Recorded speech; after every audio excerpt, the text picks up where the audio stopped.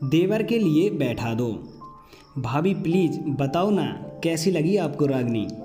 पसंद तो आई होगी ना, वो है ही इतनी प्यारी। भाभी आप बताओ ना, मम्मी पापा और भैया से बात करोगी ना मेरी और रागनी की शादी के बारे में? नंदिनी के देवर शेखर ने पूछा तो नंदिनी बोली, सच में देवर जी, बहुत अच्छी लगी मुझे आपकी पसंद। अब तो रागनी को ही अपनी देवरानी बनाकर लाऊंगी, आपसे मेरा वादा है। अब आप बेफिक्र हो जाओ, आपके भाई और मम्मी पापा जी को मनाने का काम मेरा है। लेकिन अभी कुछ दिन रुक जाओ, रमा दीदी की ननद की शादी हो जाए, आपके भैया आ जाएं, तब उनके सामने सबसे बात करूंगी। भाभी सच में आप दुनिया की सबसे प्यारी भाभी हैं। सच कहते हैं लोग, भाभी माँ का रूप होती है। आप मेरी भाभी ही नहीं, सबसे अच्छी दोस्त भी हो। शेखर ने खुशी से झूमते हुए कहा। शेखर अपनी भाभी नंदिनी से अपने दिल की हर बात कह लेता था। दोनों हम उम्र थे तो दोनों की अच्छी बनती भी थी। शेखर के भैया गोविंद रेलवे में सरकारी नौकरी करते थे तो दूसरे शहर में रहते थे। पहले तो नंदिनी भी वहीं रहती थी, लेकिन अभी 6 महीने से अपने सास ससुर के साथ रह रही है। 2 महीने पहले ही प्यारे से बेटे को जन्म दिया है। नंदिनी सोच रही थी रमा दीदी की ननद की शादी पर जब गोविंद आएंगे तो उनके साथ चली जाएगी। अब तो उसने माँ जी से सीख लिया है कि बच्चे को कैसे संभालना है, और गोविंद भी तो बेचारे 6 महीने से अकेले ही एडजस्ट कर रहे हैं। शेखर, तेरे भैया का फ़ोन आया है, उसकी गाड़ी 1 घंटे में स्टेशन पहुंच जाएगी। मोटरसाइकिल ले जा और लेके आ उसे। शाम को रमा के ससुराल के लिए निकलना है तुम तीनों को, शेखर की माँ ने कहा। अरे माँ, आप और पापा भी चलो ना, कितनी बार कहा है दीदी की सास ने आप दोनों को लाने के लिए। अरे छोरा, तेरा दिमाग तो ठीक है, बेटी के घर का पानी भी पियो तो नरक मिलता है, और तू अपने माँ बाप को शादी में ले जा रहा है, अपनी बहन के ससुराल। नंदिनी की बुआ सास अंगूरी देवी ने कहा। अंगूरी जी पुराने ख्यालात की महिला थीं, घर की सबसे बड़ी थीं। घर में उनकी बात कोई नहीं टालता था। शेखर के पापा को उन्होंने ही पाल पोस कर बड़ा किया था। बहुत ही छोटे थे जब उनकी माँ का देहांत हो गया था। नंदिनी तैयारी कर रही थी, शाम को ननद के यहाँ जाना था। आज उसने गोविंद की पसंद का खाना बनाया था। पूरे 1 महीने बाद घर आ रहे थे।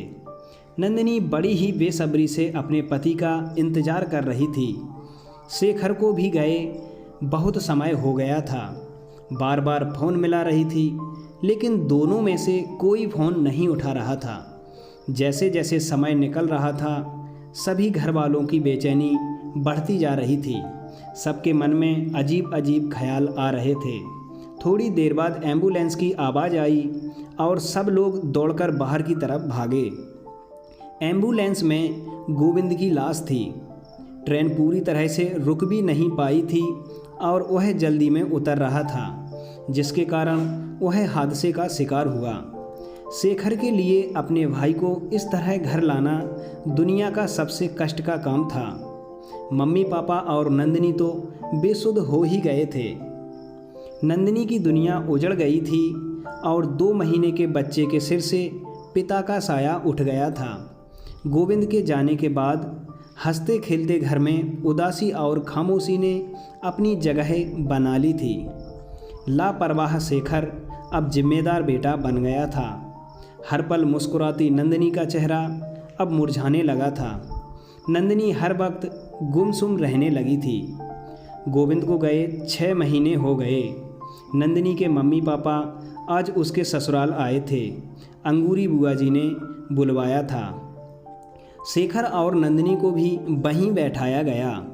बुआ जी ने नंदिनी के पापा से कहना शुरू किया, शर्मा जी, नंदिनी आपकी बेटी ही नहीं, हमारे घर की बहू भी है। गोविंद तो चला गया, इन दोनों का साथ शायद इतना ही लिखा था ईश्वर ने, लेकिन अभी उम्र ही क्या है बेचारी की, पहाड़ जैसा जीवन अकेले कैसे काटेगी। इसलिए मेरा तो यही फैसला है कि नंदिनी को उसके देवर के लिए बैठा दो। आपको सिर्फ यही बताने के लिए बुलाया गया है। 15 दिन बाद बड़ा ही शुभ मुहूर्त है, उसी दिन दोनों का विवाह करवा दिया जाएगा। आप कहीं ना कहीं अपनी बेटी की शादी तो करेंगे ही, कहीं बाहर जाएगी तो हमारे बेटे को भी साथ ले जाएगी। इससे अच्छा है घर में ही रहेगी और इसका जीवन भी संवर जाएगा। बरसों से यही होता आया है, इसमें कोई बुराई नहीं है। बुआ जी की बात सुनकर सभी लोग चुप बैठे थे। किसी को कुछ समझ नहीं आ रहा था कि क्या बोलें। बुआ जी ने शेखर से पूछा तो वह चुप रहा, उसने कोई जवाब नहीं दिया। फिर उन्होंने नंदिनी की तरफ देखा। नंदिनी ने अपने आंसू पोंछे और बोली, बुआ जी आपके इस फैसले को मैं बिल्कुल भी नहीं मानती। शेखर भैया को हमेशा मैंने अपने छोटे भाई की तरह ही माना है। उनको पति का स्थान मैं कभी नहीं दे सकती। आप लोगों को मेरी फिक्र करने की ज़रूरत नहीं है, मैं ठीक हूँ। आप सब लोग हो ना मेरे साथ। शेखर मुझसे बिना शादी करे ही मेरे बेटे को पिता का प्यार दे सकते हैं और भविष्य में कभी मुझे लगा कि जीवन साथी की आवश्यकता है और मैं मन से तैयार हूँ किसी को अपनाने के लिए, तो मैं आप लोगों को बता दूँगी। फिर उसने अपने सास ससुर से कहा, मम्मी जी, पापा जी, शेखर भैया की शादी 15 दिन बाद उसी शुभ मुहूर्त में होगी, उस लड़की के साथ जिसे वह पसंद करते हैं। रागिनी नाम है उसका, इनके साथ पढ़ती है। मिली हूँ मैं उससे, बहुत ही प्यारी लड़की है।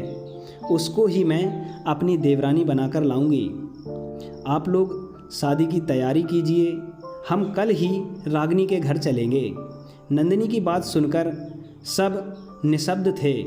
बुआ जी कुछ बोलना चाह रही थीं, लेकिन शेखर के पापा ने उनको रोक लिया था। नंदिनी के मम्मी पापा को अपनी बेटी के इस फैसले पर गर्व हो रहा था और शेखर हाथ जोड़कर अपनी भाभी को धन्यवाद कर रहा था।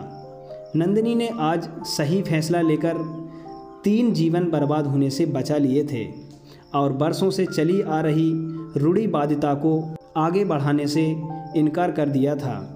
दोस्तों, आपको क्या लगता है, नंदिनी का फैसला सही था या गलत? आप हमें कमेंट करके बता सकते हैं। और दोस्तों, अगर यह कहानी आपको अच्छी लगी है तो वीडियो को लाइक और चैनल को सब्सक्राइब ज़रूर कर लें।